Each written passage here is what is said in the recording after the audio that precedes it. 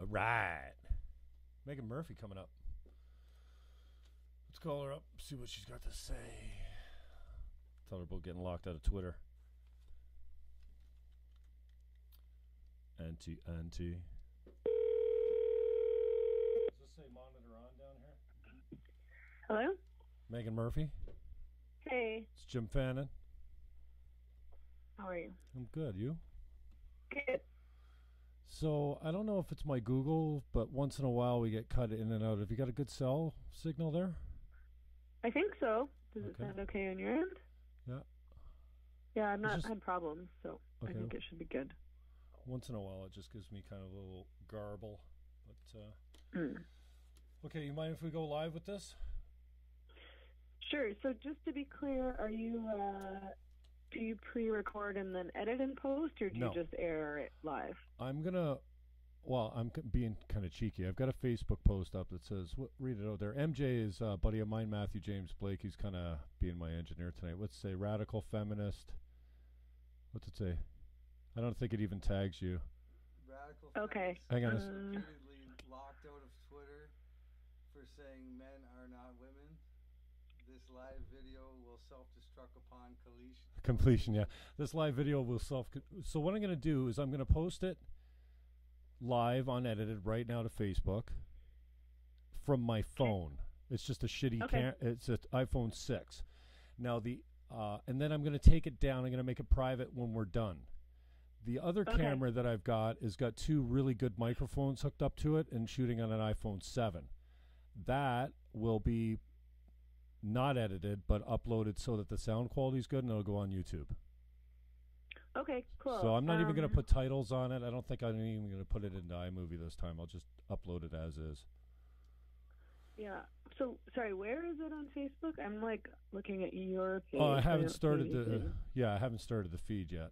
Oh, okay. I wanted to ask you first. But you're going to post it just on your page, right? Or yeah, and the Jim Fannon Show's tagged, but yeah, it'll come out live on my page. Okay. But I didn't tell you we were going live because, most of the time I do go live, but I'd rather drive the traffic to YouTube. And even though the live action is good for comments and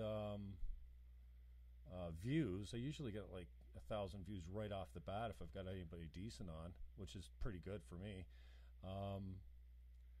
But I don't want to leave it up there just because I want to drive the traffic to YouTube instead. And you can hear me fine, right? Yeah. Okay, beautiful. Okay, so first out, I'll, like I said in the text, I'll just ask you to introduce yourself type of thing, and feel free to take as much time as you want. Then we'll talk about Twitter, and then we'll just ramble. Sure, sounds good. Okay, so hit that, MJ. Okay, going. And you should be able to see a live link soon. Okay. Yeah, I should have tagged you, but the phone's on a tripod and stuff like that, so I just thought I'd leave it until we got it rolling. It's fine. It's too bad I can't post it to Twitter. Yeah, you could probably copy the link. Can you see it yet? I can't. I'm locked out of my account still. Oh, I'm seeing you on Twitter. Well, you're locked out. The account isn't shut down. I just can't access. They won't let me back in unless I delete that. Well, I could post it to tweet, Twitter. And I haven't deleted it yet because I don't want to. Well, I could post I'm waiting it to Twitter. for my appeal response. Right. Okay, so I can post it if I find myself feeling multi-talented while we're talking. But okay, Meghan Murphy, thanks for the time. I appreciate it. Maybe you could just take some time to tell us a little bit about yourself, just because most of the people probably listening to my channel right now don't know who you are. So take your time there, and then. Radical feminist locked out of Twitter for what? Calling men men and women women? Meghan Murphy, I appreciate your time. Thanks for coming in. Hey, thanks for having me on the show. Tell us about yourself. So I'm Meghan Murphy, and I run a feminist website called Feminist Current that is Canadian-based, although it's read globally. In fact, I think the majority of our audience is in the U.S., and I've been doing that since 2012. I have been also doing a feminist podcast called Feminist Current since 2012. I'm a writer, I'm a journalist, I have a master's degree in gender, sexuality, and women's studies. And yeah, so those are the basics. Why is Dave Rubin looking for you? Pardon? Why is Dave Rubin looking for you? So, I mean, about a few months ago, it became clear that somebody, I'm pretty sure I know who, was targeting my Twitter account. So right now I have about like 20,000 followers. I've been tweeting critically about what I call transgender ideology, the idea of gender identity for some time now. This isn't particularly new. I probably started talking about it at least 2 or 3 years ago. And this is a really controversial issue. But yeah, lately I've been getting locked out of my account for tweeting what I consider to be, really basic statements or really basic questions about this idea that, it's possible for a person to literally change their sex, or that it's possible to be, born in the wrong body. And lately, so the last thing that happened that got Dave Rubin looking for me was I tweeted that men aren't women. This was actually a tweet from last month. It was from October, I think. From who? These trans activists have just been searching through my account looking for things to report and reporting them. And they clearly haven't at Twitter, and so Twitter just blocks me out of my account and claims that it's for hateful content. But I find it pretty hard to believe that just the statement "men aren't women" is hateful.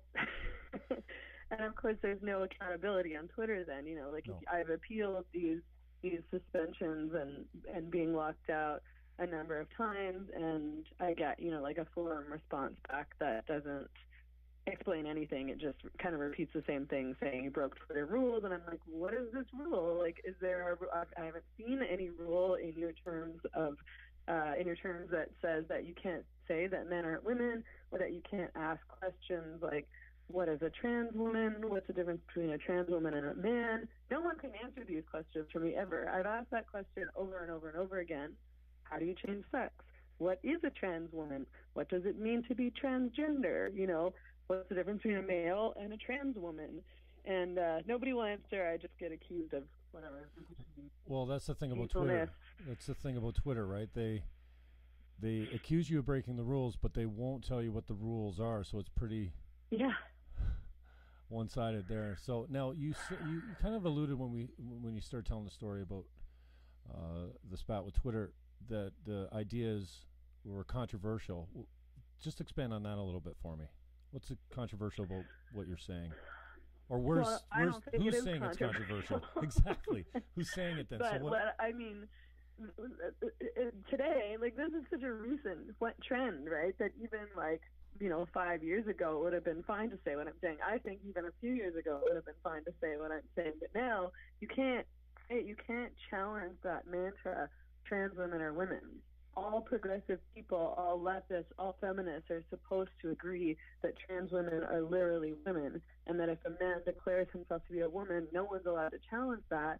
And if you do challenge it, you're transphobic, or what they call a TERF, which is an acronym for Trans Exclusionary Radical Feminist. And I mean, the biggest part of the problem is it's if you want to think that, a man can literally become a woman, then we can have a conversation about that. I mean, I have no idea how that's possible, but we can talk about it. But the worst thing about all of this is that you're not allowed to talk about it. So the trans activists won't engage. They just, platform us, us meaning people who challenge these ideas or ask these inconvenient questions, like, what is a woman?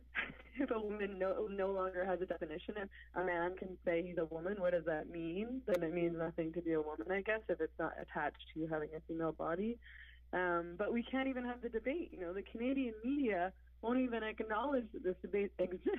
I have yet to be contacted by Canadian media about this issue, and yet I'm probably the loudest voice in Canada, or if not the only voice in Canada who's on this issue. there's not really any other person on the left that I can think of who has the platform that I have who's saying what I'm saying in Canada. And yeah, I've seen that you picked up a decent amount of platform as far as getting some airtime for your ideas. And can you draw any parallels to similar, I don't want to say, almost similar truths that are being spoken now, where people are being mobbed for saying it, similar to what you're saying? Are you sympathizing with any people that are saying their truth that are getting the same kind of treatment? Or I don't know. I mean, they probably are. Maybe I'm just not following it closely, but I'm sure that there's people on the right who would claim that similar things are happening to them. I mean, I do think that there is a problem on the left today where you're supposed to adopt certain ideologies and mantras and accept them unquestioningly. One of the other issues that I've gotten attacked for and that there's been controversy surrounding, although not nearly this bad, is the issue of prostitution. So I'm opposed to prostitution. I don't think it's good. I think it's good for women. I don't think it's good for society. I don't even think it's good for men. But if you're part of the labor movement now, if you're connected to the NDP now, our leftist party here in Canada, supposedly leftist party here in Canada, you have to be supportive of the full legalization of what they call sex work, and you're supposed to pretend that so-called sex work is harmless.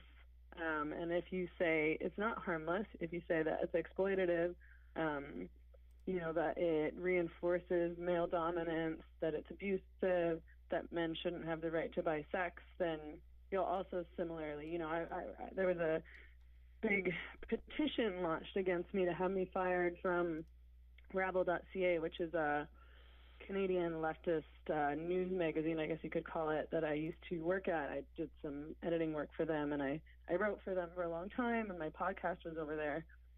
And these, what I call the pro-prostitution lobby, these people who fight to legalize prostitution, started a petition against me to have me fired and no platformed over my position on prostitution, and because they were accusing me of transphobia, because at the time I had challenged the idea that Laverne Cox posing nude in a women's magazine was empowering.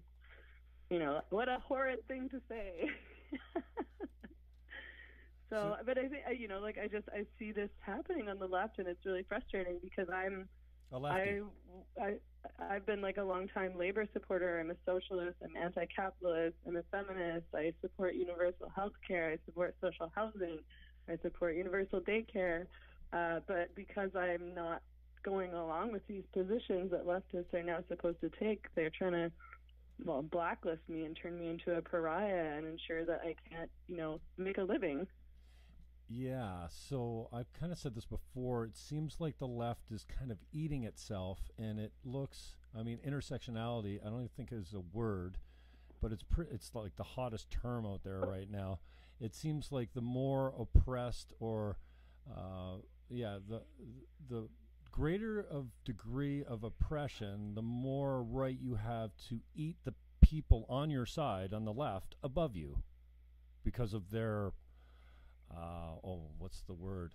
The privilege? Their privilege. So, yeah, I really feel like the left is kind of eating itself these days. And, hey, I'm a 10-time green, as we talked about earlier. I agree with most of those things. I'm kind of a lefty when it comes to health care, when it comes to certain things like water, like, basic human rights. But then on the other side, it seems like these days the left are the ones that are coming to the campuses and saying, no, you can't say those things here. You can't say that men and women are different. This whole idea that men and women are equal, it's just thing is ridiculous. We're not equal. We're so much different. It's unbelievable. Well, we're not the same, right? And so I think that's like which part makes of the us not problem equal. is that you're supposed to be saying that. You don't have to say that men and women are literally the same in order to fight for women's rights. No, and I'm anyone that's got a special woman in their life, I don't know, like a mother, does not want them to be discriminated against or treated badly or provided or raped or exploited or sexually harassed or whatever, right? Yeah, and we totally get into that. But see, for me, the reason I came away, I say I didn't go away from the left. The left left me type of thing. That might be a Dave Rubinism, as far as I'm normally a lefty, but lately, especially when it comes to free speech, and this idea of free speech with C-16. You can't misgender someone, or the next thing you know, you'll be before the Human Rights Tribunal, which is a kangaroo court all in itself. You can't even believe, some of the things that go down, the due processes that's thrown out the window, and we can get into all that. But, I mean, it really feels like the left has kind of lost it when it comes to facts. Bruce Jenner, he wants to be referred to as a woman now, but I mean, every cell in his body is coded as a man. Even if he went through the full transition and changed his parts, which he hasn't, and the left celebrates him as like Woman of the Year, and if you say, well, that's not really a woman, then you're transphobic. It's just ridiculous. Right, and I mean, also the thing is that it's like, what is the point of insisting that Bruce Jenner or whatever man we're talking about is a woman? Like, we don't need to pretend that he's literally female. I mean, if he wants to wear a dress, then go for it. If he wants to wear makeup, if he even wants to get a ton of like really complicated, painful plastic surgery and like put himself on hormones for the rest of his life. I mean, I think those are pretty serious decisions to make, for and an a pretty like serious thing to do to your body. But man, if he wants to do it, fine, he can do that. It doesn't make him literal female. And why is it important that we pretend that these men are literally women? Why does it matter? Why don't we just say, yeah, live your life? You shouldn't be discriminated against because you're a man in a dress or a man with long hair or a man in makeup. You should be able to do, within limits, what makes you happy in your personal life. But forcing everyone to go along with your delusion or your fetish is just crazy. Like, why do I have to lie to make you feel comfortable? Wow, that's awesome. That's well, you summed up a lot there. Tell me about your. You spoke to the Senate on C-16, wasn't it? Yeah. So, I was one of the only ones. And so, what drives you? For me, in the earlier when we had a short conversation offline, I was telling you, like, free speech keeps coming up for me. The left's false narratives, and a lot of them come from the feminists, and that's why I'm glad you took the time to talk to me today.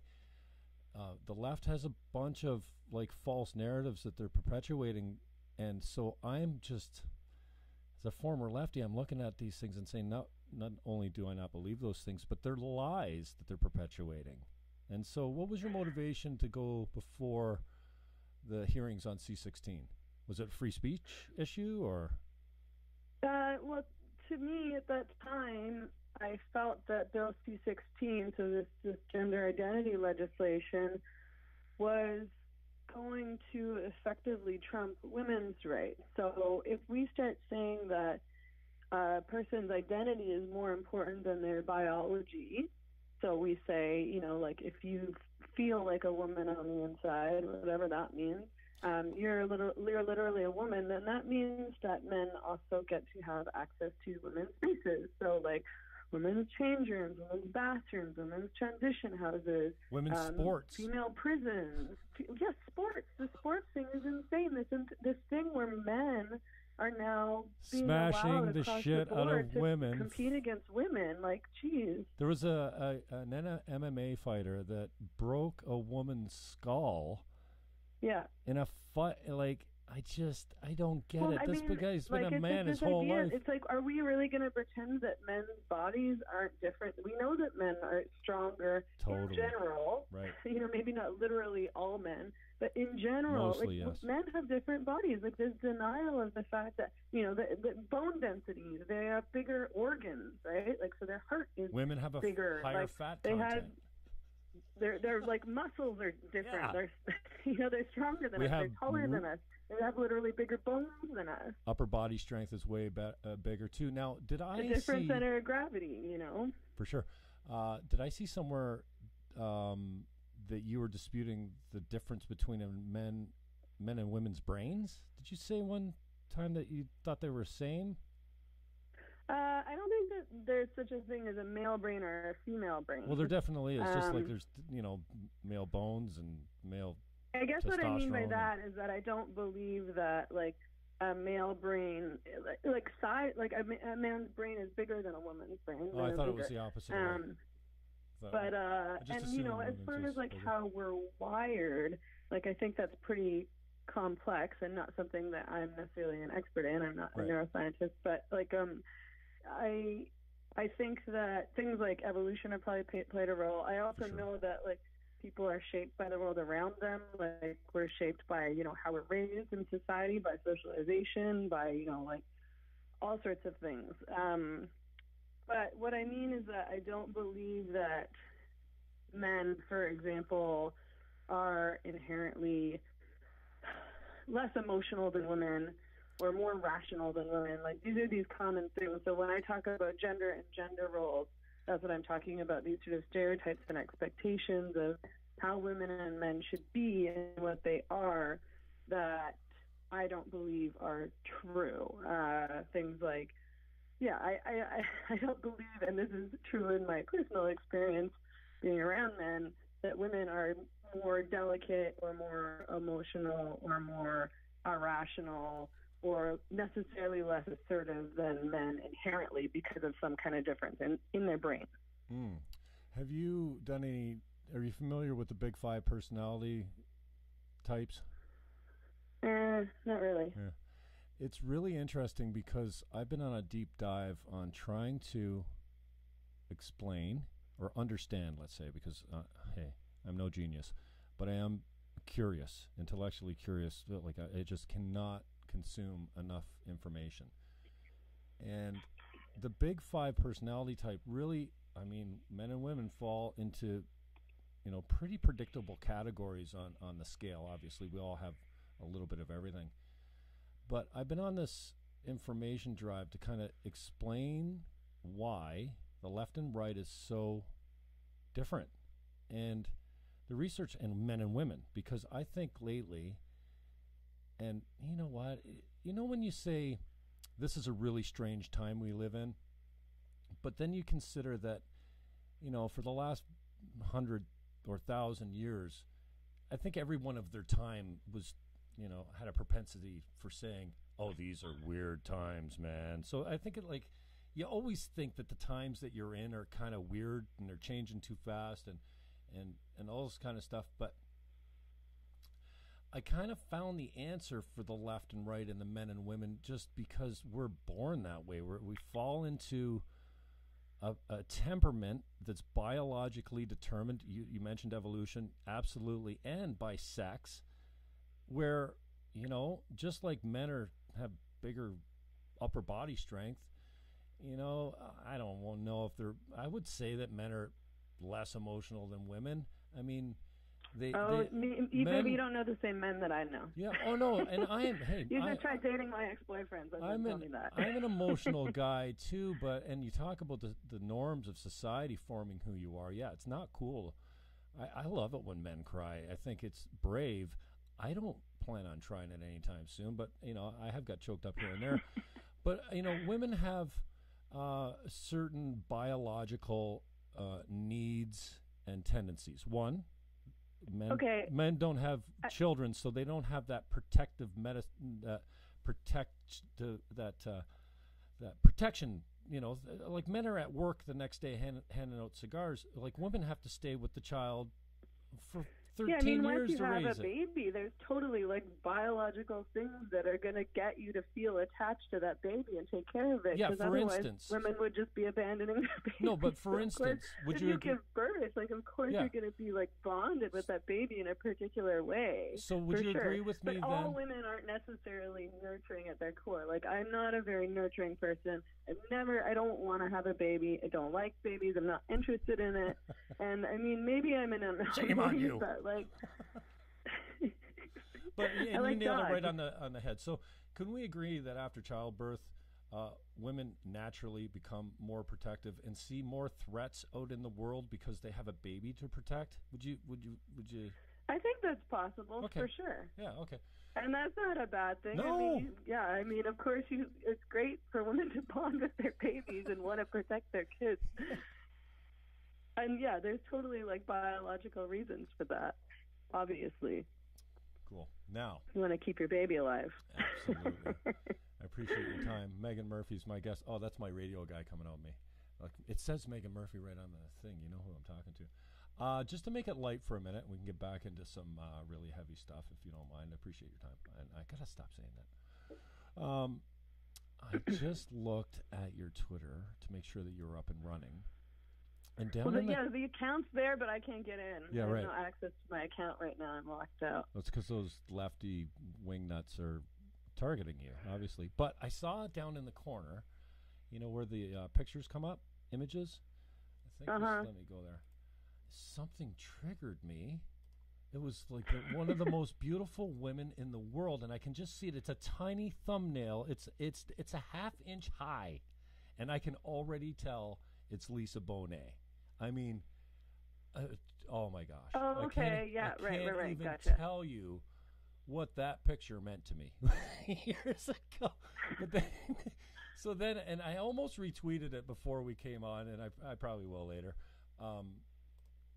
Who was posing? Who's beside her? I don't recognize the girl beside her. Her daughter. Pardon? Her daughter. Oh. I can't remember her name, but it's the daughter of Lisa Bonet and Lenny Kravitz. And okay. It was on the cover of Rolling I wish I could look at my No, it's Rolling Stone. I'm looking at it right now for you. Yeah. Rolling Stone. Okay, so this isn't a photoshopped meme. This happened on Rolling Stone. I didn't see it. But Lisa Bonet might have been pregnant in this picture, actually. I think she was, yeah. Okay, yeah. I thought maybe that might have been an urban legend. Ooh, good to know. Objectifying women stands the test of time. So innovative and groundbreaking, Rolling Stone. We've come a long way, baby. Hashtag. So now, I totally, I hear where you're coming from, but like, where do we draw? Like, I look at this. This is so what I'm criticizing beautiful. here, just to be clear, what I'm criticizing here is this new idea where when women self-objectify and when women get naked on the cover of a magazine, suddenly it's really empowering because they chose it. So I think, like, in the past, in terms of feminism was critical of like pornification and objectification and the sexualization of women. So the presentation of women's bodies as things that exist to be looked at or to titillate. And now, because of the third wave, I don't want to call it feminism because I don't think it's feminism. Third wave-ism, its own little brand of nonsense. You know, they're putting forth this idea that, you know, like things like prostitution, things like pornography, and, you know, objectifying is something that we can't criticize if a woman chose to do it, because then we're like taking away their agency or something. And it's just like, I mean, these are really like what I consider to be regressive, kind of old school sexist ideas that now we're supposed to be pretending are really revolutionary. And they're not. This is the same old shit. Yeah, okay, so I get that. But I'm a man, obviously. I think like a man. I have oh my god. Oh, if you could understand what we suffer from regarding testosterone, there's no way to describe what I don't want to call it an addiction. It's relentless. And it hits us at different times of our maturation, just like estrogen does with girls, right? Puberty, they get something, to change their life, they get something. I mean, it's always fluctuating, maybe not as drastically as women, but I can just as easily look at that thing and go, this picture that I'm looking at here. Now, I don't know what it is about Lisa Bonet that drives me crazy, but I've always been a huge fan of the way she looked, and that, I still have that magazine somewhere. Why not honoring the woman? Like, men are not beautiful to look at. They're hairy, they're hard, they're stinky, and that's well, just. Says you. I mean, I Well, agree but that most men are gross, but they are totally gross, man. And women are not. They're soft, and they're a whole bunch of things. And I'm not saying that you shouldn't be attracted to women. I mean, that's not the argument. I'm not saying that anybody shouldn't find women beautiful or be attracted to women, but there's like this thing where women should be primarily valued based on their ability to not saying that. Make I'm just men saying hard. It's not an empowering thing for women. Like, that doesn't really offer women any kind of power in this world, not any kind of substantial power, and it's so fleeting. Women are more powerful now than they've ever been. So the idea that it's empowering is what I'm challenging. I'm not challenging the fact that men like to look at those images. Of course I know men like to look at those images, and lots of men have tried to explain to me what it feels like to be a man walking around in the world and be like turned on all the time. And I mean, I don't really experience that. I don't walk around the street like looking at men and like wanting to sleep with them or whatever, like random guys, right? So I'm not looking to change your mind on this, but I'm trying to just draw the assertion that you could very easily look at both of these pictures and not see objectifying, but seeing honoring. I don't see it as honoring. I see it as like focusing on specific body parts, and I see objectification. You know, if it weren't just women that were doing this, if men were doing it also, then I suppose we could have a different conversation. But the fact that it is always like, I think that there are women in the world who do think that men's bodies are beautiful. And absolutely. I'm just saying, there's not many, portraits of, beautiful men. I guess maybe some statues or something. Well, that's just because I think we live in a world where women are sort of, like I said, primarily valued based on their looks and their sexuality, or not even their sexuality, because I don't actually think women's nudity necessarily has anything to do with their sexuality. I think it has to do with turning men on. But we're looking beautiful, we're looking sexy, but I just don't think it's a very useful thing for women. I don't think that it is empowering. I don't think that it helps women to be seen as full human beings who are deserving of respect and who are intelligent. I think that it presents women as these like kind of empty vessels that exist to be looked at. I couldn't disagree more. You know what? I don't find myself falling in line with the narrative or the idea that women are fragile and need to be protected. I mean, hey, horrible things happen to men and women all the time. Sometimes women at a greater degree because of their relationship to strength, especially when it comes to sex or rape or something like that. But I will not fall for this narrative that, you know what, we're, and the other side of it is going back to the differences in the chemical balance between men and women. I don't think women understand the sex urge of men. Like it's been stated, and I just turned 50 years old. It hasn't faded for me. I mean, the testosterone makes you think of sex. It's got to be thousands of times a day, at least hundreds. Women don't suffer from that because they don't have that level. Well, some.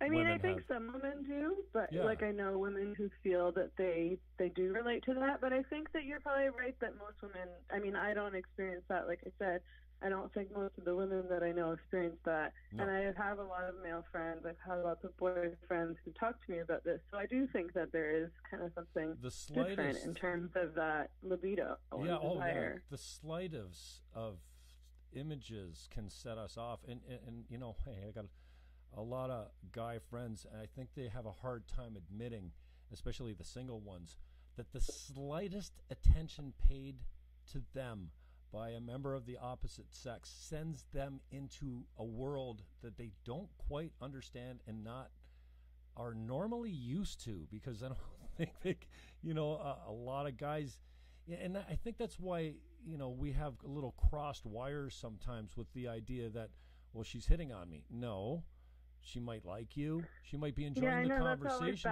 with you, but I was just trying to be friendly.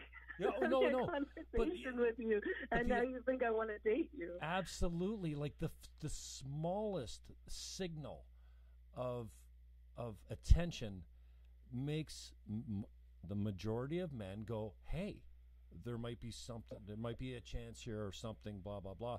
And anyways, now I'm starting to ramble. You should be talking more. I love have talking. you ever Great. seen, I'd like to ask you if you've ever seen Robert Bly. He's an eccentric white-haired old poet. He's still alive. Back in the 70s, I think he did an interview with one of the 60 Minutes hosts, and it was called A Gathering of Men. And I think he tried to distance himself, or maybe he accepted the fact that they talk about men's rights organizations, and his take was that men feel displaced. They don't know how to act now because it's coming, their expectations are coming at them from all sides, and they're always different. But the one thing that I found interesting is this idea that human boys, back when we were mostly in tribes, often, and still the tribes that are existing on Earth, they still have the ceremony, first of all, the boy spends a lot of time on his mother's tit, for lack of a better word. Like they're breastfed for a long time in the jungle. And that bond is really built. And at some point, the elders come for the boy, and they rip him from the mother, and they take him to an island for an extended period of time, and they basically initiate him. They kill the boy, figuratively, and he comes back a man.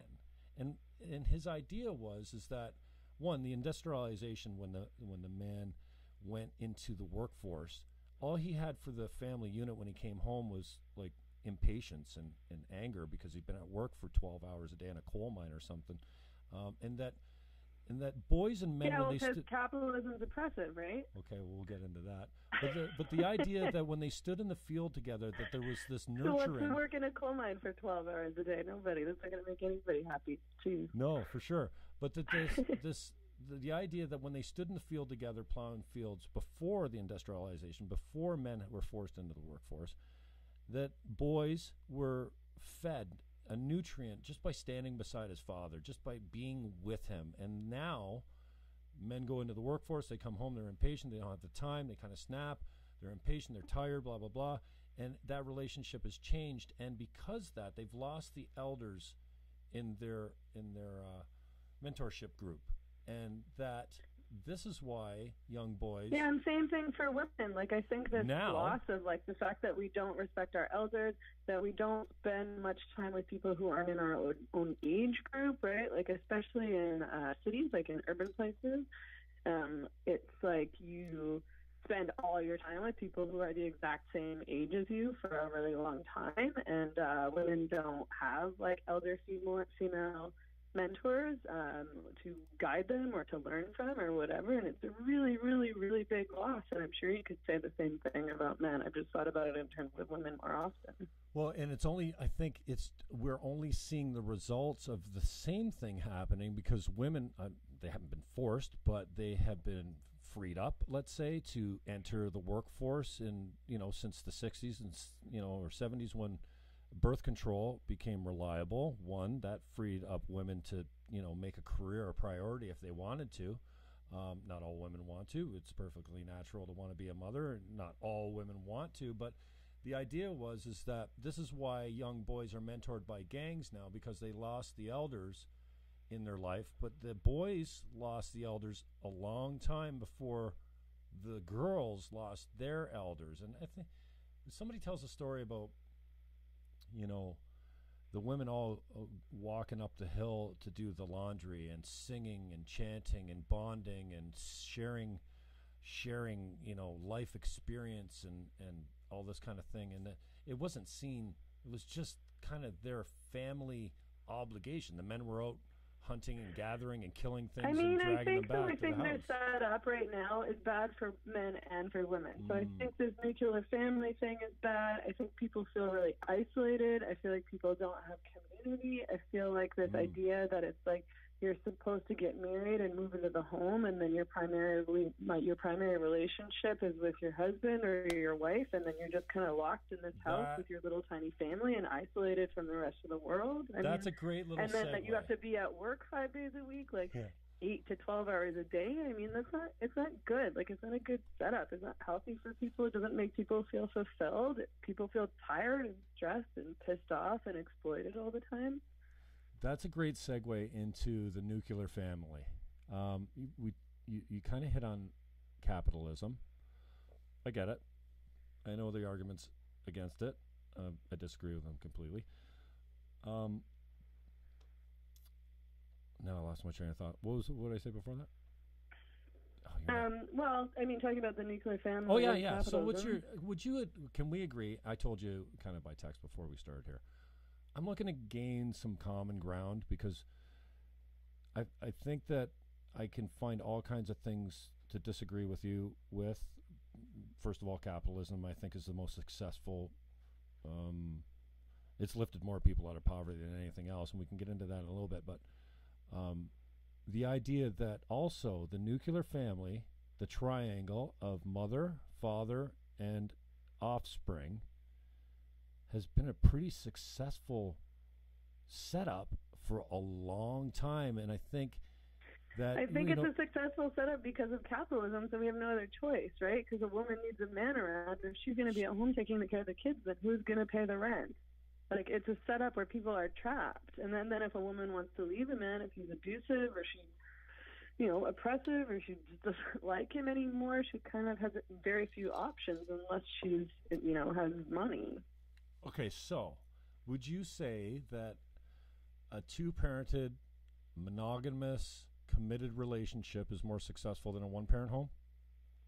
Not necessarily. It depends on the relationship. I mean, if your parents are two people who hate each other, they're fighting all the time, or if the man's abusive or violent, then he's a horrible role model for his kids. He's repeating that same cycle. Everyone's miserable. They're learning bad patterns. So no, not necessarily. No, not sure, necessarily. If it's a healthy, loving relationship, great. It's great to have two people around for sure. Okay, so in general terms, I think the outliers and the extremes are where evil exists. But for the most part, I think that, and we've seen this in the States, when they started granting welfare benefits to women that didn't have men in the home, guess what happened? A lot of men weren't in the home, and I think it's cost us dearly. Like, it might even be able to draw the comparison to us killing God type of thing. The quote, finger quotes, God. The idea that there's a higher power and something to answer to later. But we saw what happens in the early 1900s. It was a 90% father, mother, offspring setup in the States. Now it's less than 50. It's around 30%. And I don't think I think we're paying. I wouldn't advocate for men leaving. Of course, I think men should stick around and help raise their kids and, be in a partnership with their partner and participate in their families and be there, right? I think that's good, unless, of course, he's a total asshole. But, I also will say that I don't think that it's, there's animals who, for example, are matrilineal. So when the babies are born, they're raised by the females, and the men leave. Like lions do that, right? Well, and it's functional. So it's not. I don't think that across the board I would necessarily agree that always a two-parent man-woman household is best. I think that the best thing is that kids have people there for them to raise them and love them and look out for them and take care of them. Mm-hmm. Gotcha. Talk to me a little bit. Do you think we live in a rape culture? So, okay. I don't tend to use that term that often. Well, what's it mean to you? Because I think people, when you say that, I think people think of different things. Okay, so what's it mean to you? What's rape culture mean to you? Well, I don't think I want to use that term, so I'm not going to use it. But I talk about patriarchy and I talk about porn culture. And when I talk about porn culture, I mean this thing where pornography has been mainstreamed and sexualized, or violence has been sexualized and normalized, and like the kind of misogynistic, violent, abusive, degrading acts that we see in pornography have really been normalized.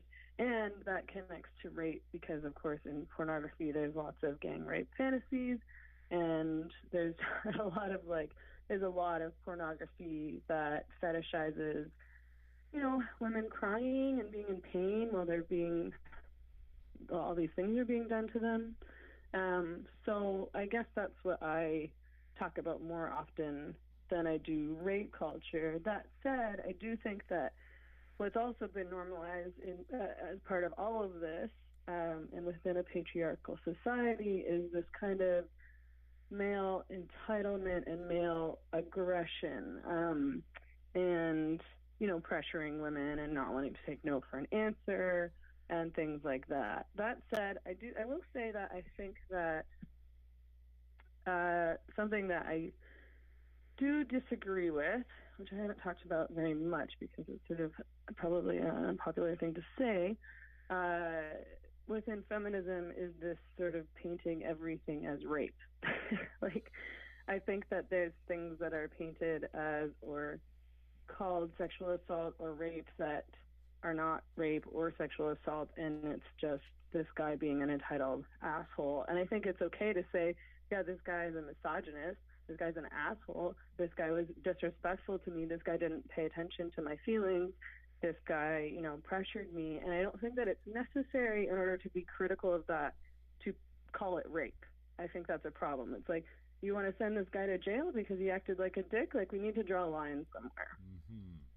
So I'm just looking for a clear answer, because I think if I was to guess what your answer would be on that, even though you don't like the term, it's been thrown around quite a lot. And feminists, which yourself described as a radical feminist. I am a feminist. I'm just really critical of I'm a feminist too, except it's such a seriously, I am a feminist. I've been one for a long time, but it's such a dirty word to me now because I don't agree with the narratives. One, that we live in a rape culture. Two, if you want to look at this supposed gender pay gap, it just is bullshit. Women have babies. They're out of the workforce longer. Men do dangerous jobs. Men are more likely to relocate.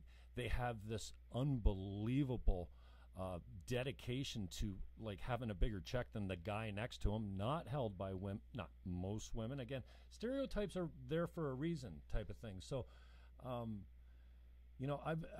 really having a hard time with these false narratives, because the gender pay gap's been debunked hundreds of times by all kinds of people, but it still keep getting chirped out there. Just like this fact by the left that 1 in 5 or 1 in 4 women are subject to rape on campus. And that's just, it's not even, it's so much a lie, but it's so far off that. And just like you said, when they do these studies, sexual harassment or rape or whatever the stats could be, is something like, a guy leaning in for a kiss when and catching a cheek rather than a set of lips. It's self-reported, and I'm not buying.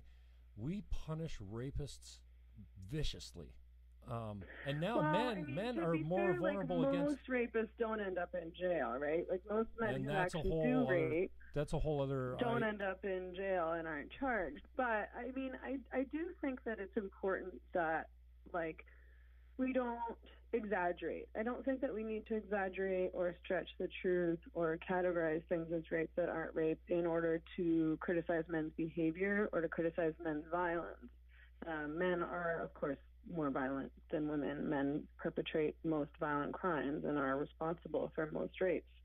And what you're saying around those statistics might well be true. I have no idea. Yeah.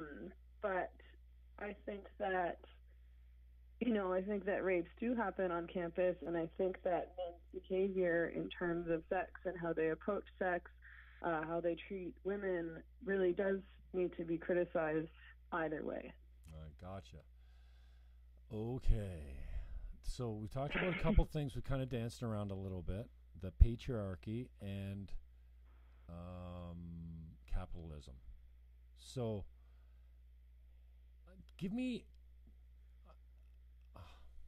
hierarchies exist. They've existed for a long time in all kinds of different species.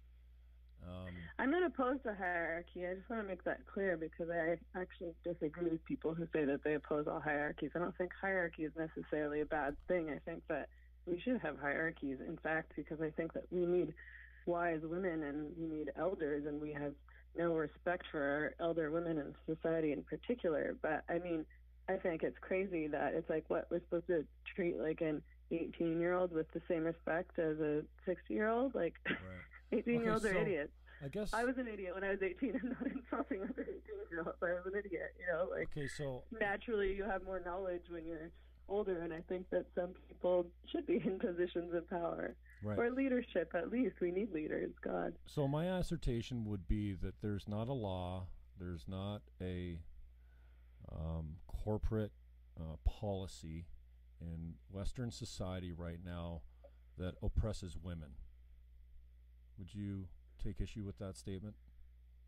There's not a law that oppresses women? There's not a law. There's not any, there's nothing that's stopping women from doing everything that a man could do if they wanted to right now in the Western culture. Okay, like in Canada. Well, the Western civilization, let's say North America, or any civilization that prescribes to the Western.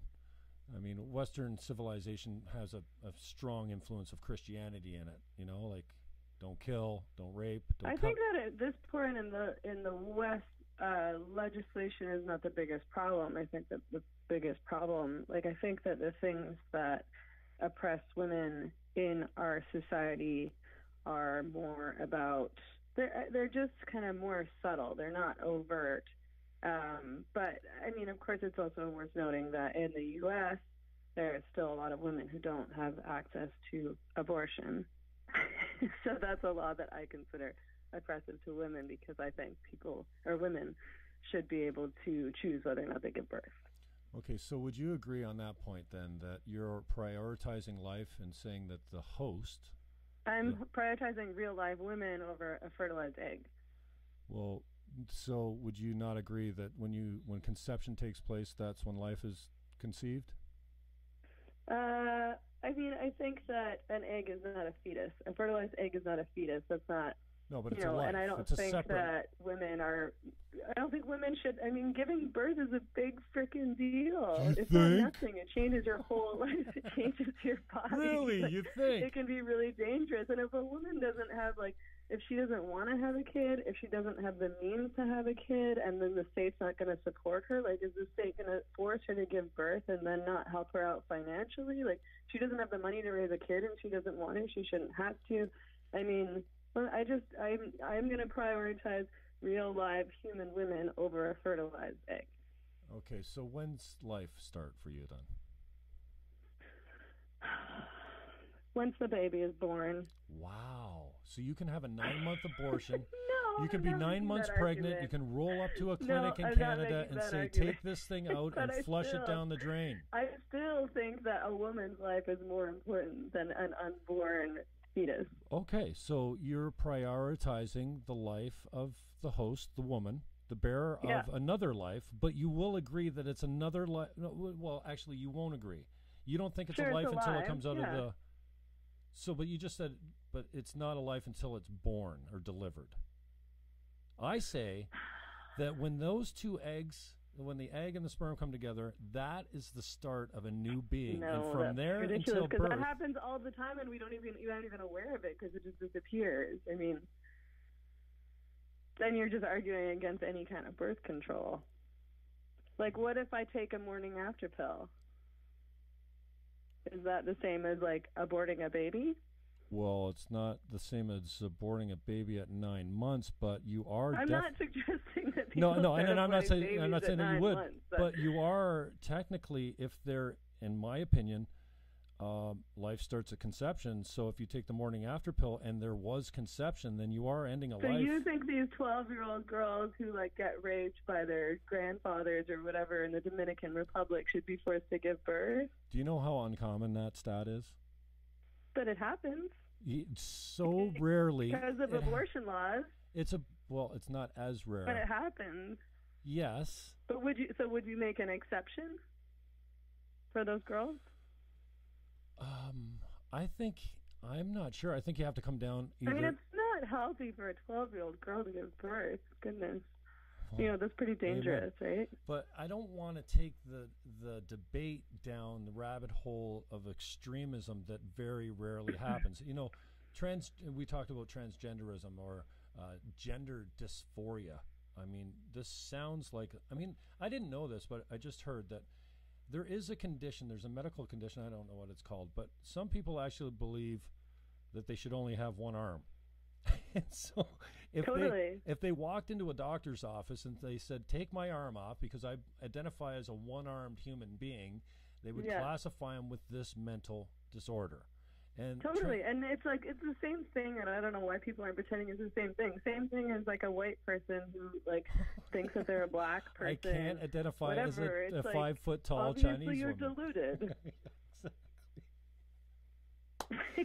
Like what doctor is going to be like, sure, I'll take your arm off. If you really believe you don't have an arm, then let me get rid of this for you and help you out. So similar to that argument, that is a very uncommon condition. Okay, so is transgenderism. Actually, I think 99.7% of the people look down at their sexual junk, sorry for lack of tact, and say, yeah, I'm good with it. A very, very, very small, and I wouldn't wish this on anyone. I can never imagine looking down and going, that's the wrong parts. I want the other parts. I can't imagine. It would be horrible. I mean, if you really genuinely really believe that you're in the wrong body, and you look at your body every single day and we're like, this is the wrong body, and you were so upset and disturbed by it, I think that would be horrible. Yeah, so where I'm going with I don't think that this, we should not have sympathy towards people like that or try to help them out. Exactly. But I think that now transgenderism isn't even defined on that basis. I think that some people genuinely are suffering from this mental condition called gender dysphoria, if that's what you want to call it. So I sometimes call it like body dysmorphia, like sort of similar to what anorexics experience, right? Where you're seeing a fat person and you're actually dangerously thin and dying. Mm-hmm. And no one would argue, I would hope no one would argue that we should support anorexic people in that belief and say, yeah, you are really fat and you should eat less and you should diet because you're huge, right? While they're killing themselves, right? So the parallel I'm trying to draw is that similar to a guy that thinks he should only have one arm, and similar to the vast minority, there's such a minority of people that suffer from gender dysphoria, similarly, very few 12-year-olds are raped by their uncle. I mean, so we're not going to have a discussion about abortion for something that almost never happens. Well, I think we should discuss it because that kind of thing happens. And it hardly ever happens, though. It hardly ever happens. There's, let's say, I don't know, 300,000 abortions in the States every year. But these laws in like the Dominican Republic that don't make exceptions for victims of rape or for kids, I mean, good Lord, that's extreme. So out of 300,000 abortions in the States last year, let's say, every year, I think women should be able to have abortions if they want to. That's my position. And so my point is that I think that's their right. And you've already admitted to the fact that yes, you're prioritizing life, that the woman's life is more important than the child living inside her. And she has the right to decide whether that child lives or dies. Right. Got it. Okay, cool. All right. Now, where are we going to find common ground? Fertilized egg. Is a fertilized egg right up until birth? I don't know. No. What about when they can feel pain or when they can breathe? I think we can find common ground on this idea that biological sex is real, that males and females exist, males and females are not literally the same, and that it's impossible to be born in the wrong body, and that you can't change your sex just because you're turned on by wearing women's clothes, or because you're suffering from some kind of mental illness, or because you really desire it. All right, so let's hang our hat on the only thing that we've been able to agree on so far: capitalism. Capitalism is raising poor people faster. The UN had a resolution, I think, 15 years ago that they were going to half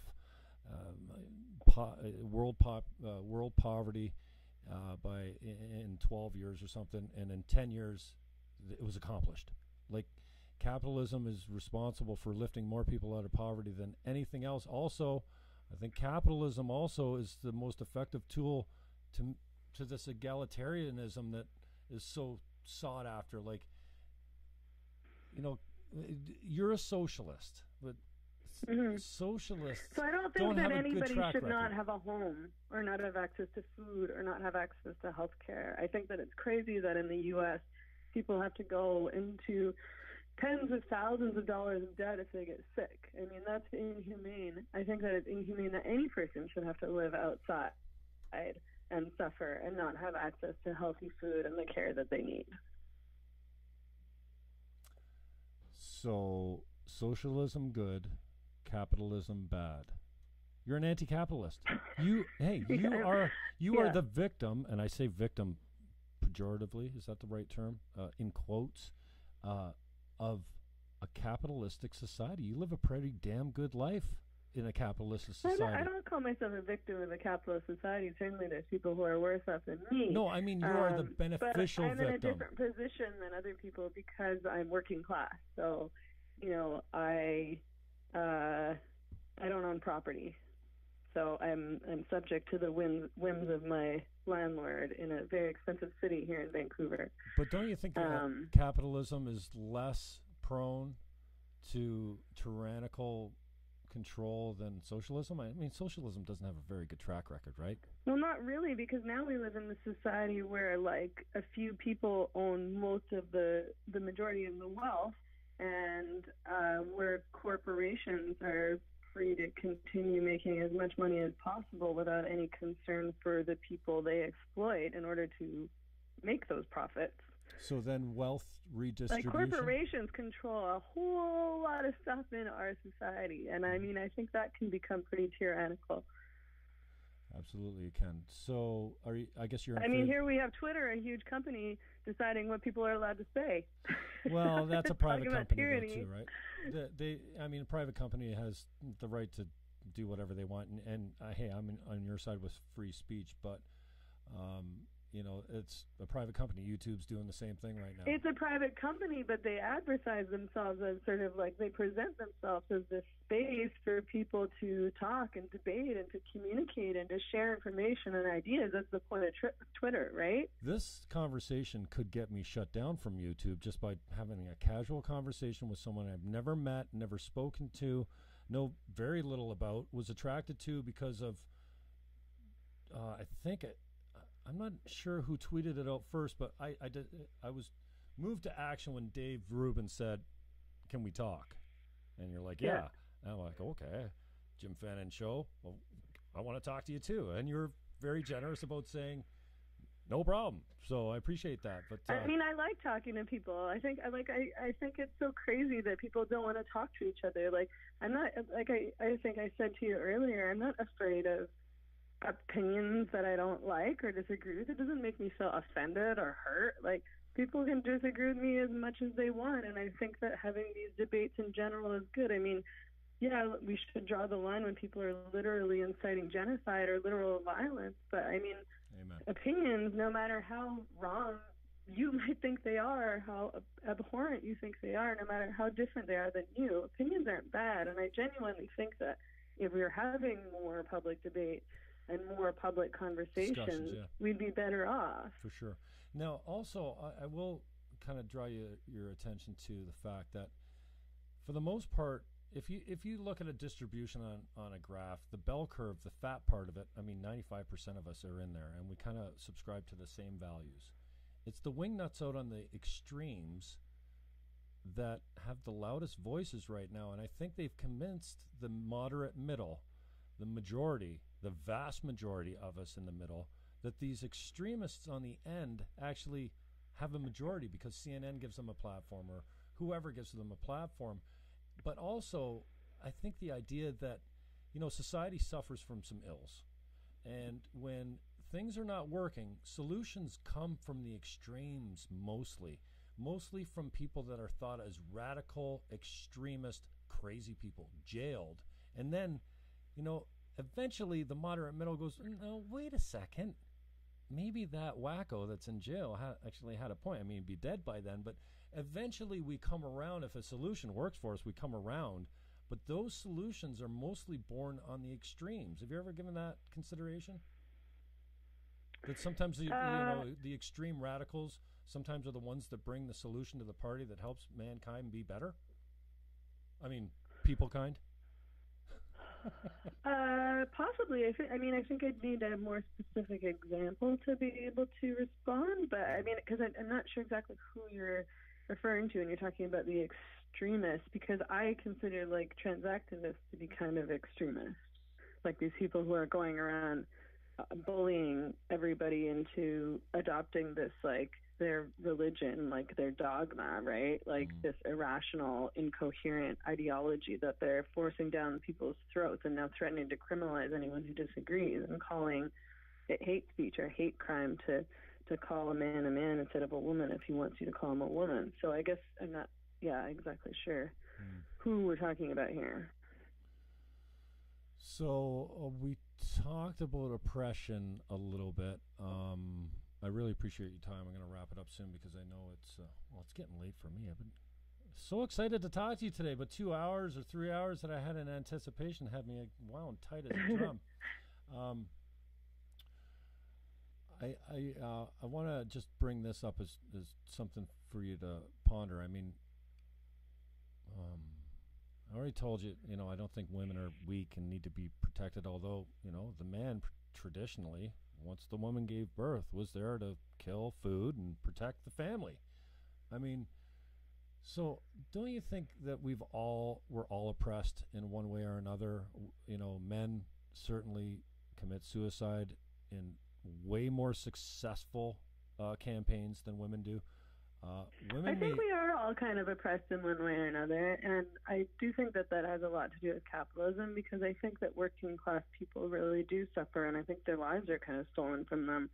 So I also think that those men are getting the shaft, like I think that it's oppressive for people to have to spend, the vast majority of their lives at work instead of with their families, or, having time to do things that they enjoy, or getting enough sleep, or leading healthy lifestyles. I mean, people really work themselves to death.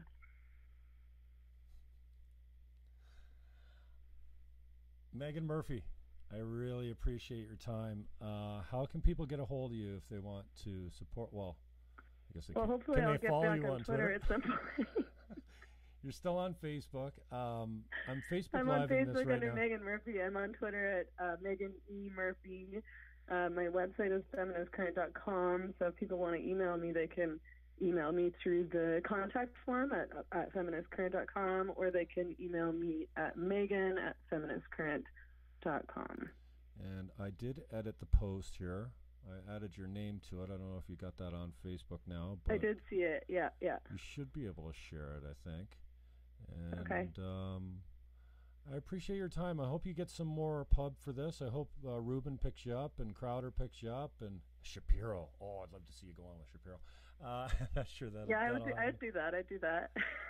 Shapiro's brilliant, man. He's, I got a lot of time for people that don't pretend to be anything but what they are. Like this idea that authenticity is such a underappreciated thing. Like it's like that's what I like most about people, is that if they're authentic and they mean what they say and they're making smart arguments and they're being, they have intellectual integrity. I have so much more respect for that than like any kind of fake or pontificator virtue signaler.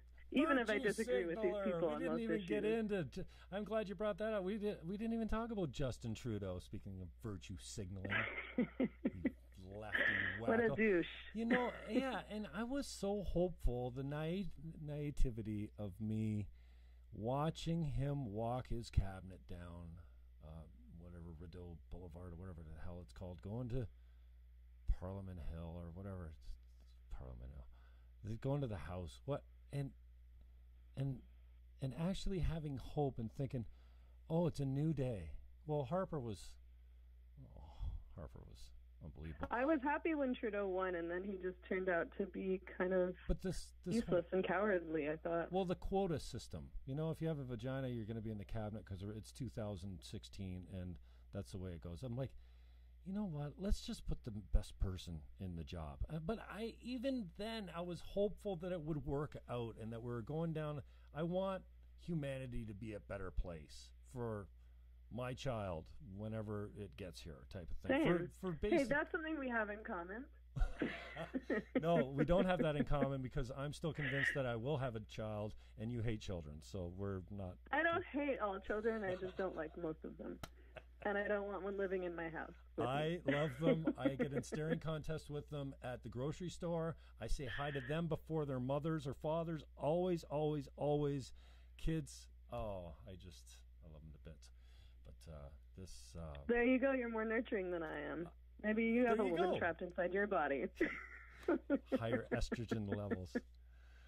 Okay, Meghan, I appreciate the time. It's been really cool. I appreciate your honesty and your openness. And we got a few comments here, and maybe we'll touch you up again soon when you're a bad girl and get your wrist slapped. And Twitter actually, will it suspend you permanently like they did Owen Benjamin?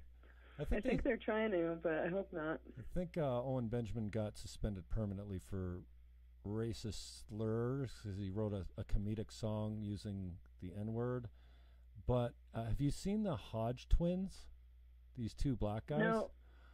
Well, they are funny and they love that term. And I used to like a day when we could poke fun at each other and call each other racist slurs like we did in grade school or when we're at work, and it was okay and nobody was triggered and offended.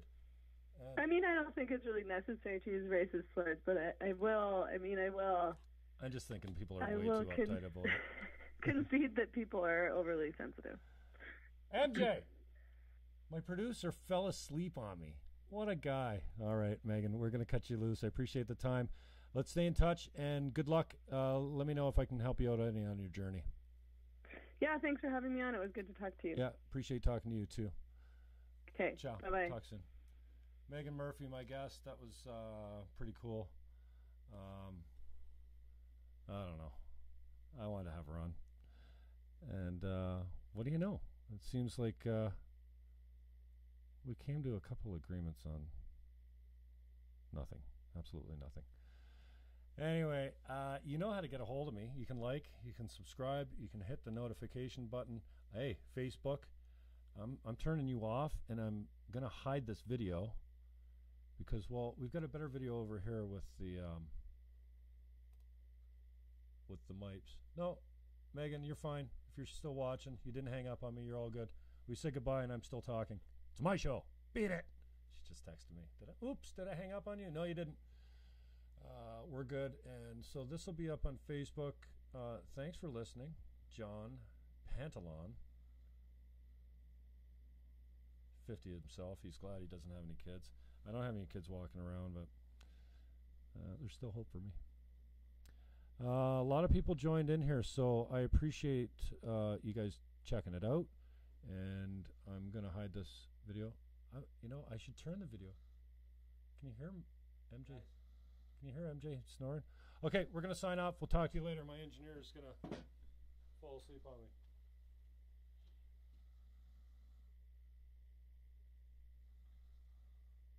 Can you hear him snoring? I tuckered the poor kid out. Why can't I hit the finish button?